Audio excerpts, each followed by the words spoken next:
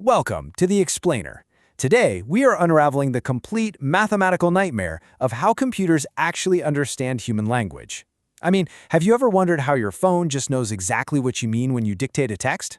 Or how a search engine instantly grasps the intent behind your chaotic 2 a.m. search queries? It kind of feels like magic, right? But under the hood, it's this incredibly complex, absolutely fascinating structural puzzle. So here is our roadmap for today. We're going to cover 1. The explosion of ambiguity, 2. What parsing actually is, 3. Top-down versus bottom-up approaches, 4. The chart parsing solution, and finally, adding probabilities. Let's dive right in. Part 1. The explosion of ambiguity. Okay, we have to start by acknowledging a pretty massive flaw in human language. As beautiful and expressive as it is, language is wonderfully, disastrously ambiguous. What makes perfect sense to us is basically a labyrinth of confusion for a computer. Take this funny little misunderstanding, for example. A policeman says to a little boy, "We are looking for a thief with a bicycle." And the little boy replies, "Wouldn't you be better using your eyes?"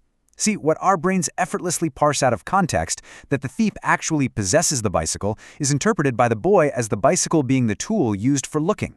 For a machine that has zero human common sense, this kind of structural ambiguity is a total nightmare. Now, take a look at this number, 132. That represents the 132 possible syntactic interpretations for just one single, seemingly normal sentence. I saw the man on the hill in Texas with a telescope at noon on Monday. Because of how prepositional phrases can stack up and modify different parts of a sentence, the ambiguity doesn't just grow, it compounds. It is literally an explosion of possibilities. So how on earth does a computer pick the right one? That brings us to Section 2. What is parsing? To conquer that explosive ambiguity, we need a really rigorous method to analyze a sentence and determine its precise grammatical structure. And the absolute foundation of this is something called a context-free grammar, or CFG. You can think of a CFG as the ultimate architectural blueprint for allowable sentence structures in a language. It relies on these rules where a single mother symbol on the left side breaks down into sequences of other symbols on the right. So a rule might simply say a sentence breaks down into a noun phrase and a verb phrase. This structure is honestly kind of like Lego blocks snapping together. At the very top we have S for sentence. Then it branches down into a noun phrase, our N for NLP, and a verb phrase. That verb phrase then further splits into the verb is and another noun phrase, which itself contains adjectives. By breaking sentences down into these specific, constituent parts, the computer can actually begin to understand the relationships between the words. And here's why this matters. Parsing isn't just some dry academic exercise. It is the invisible engine powering basically every advanced language technology we rely on today. You want to know if a movie review is positive or negative? Sentiment analysis completely relies on parsing to understand that "I do not like Frozen" is the exact inverse of "I like Frozen."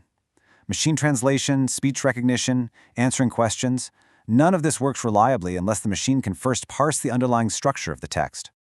All right, Section 3, top-down versus bottom-up. So now that we have our CFG blueprint, how does a computer actually build that tree from a raw sentence?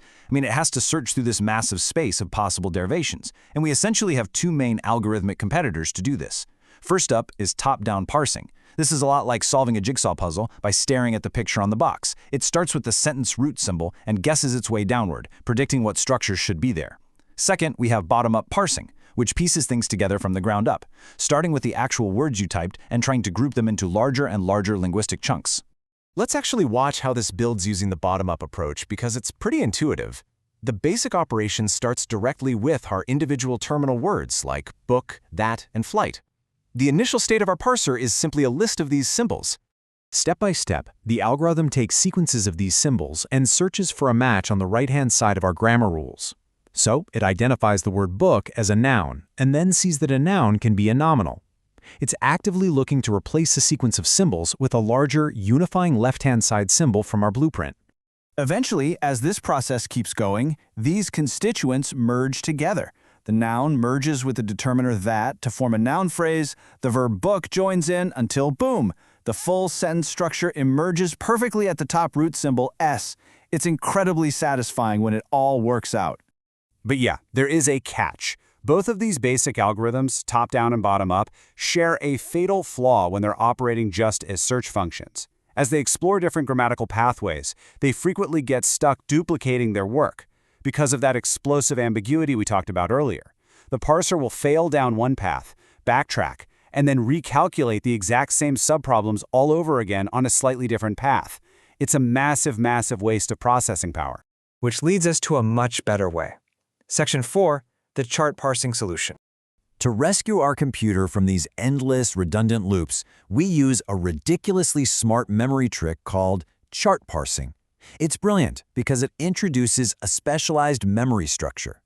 As it processes words systematically from left to right, it uses an agenda, which is basically just a to-do list, to keep track of newly found constituents.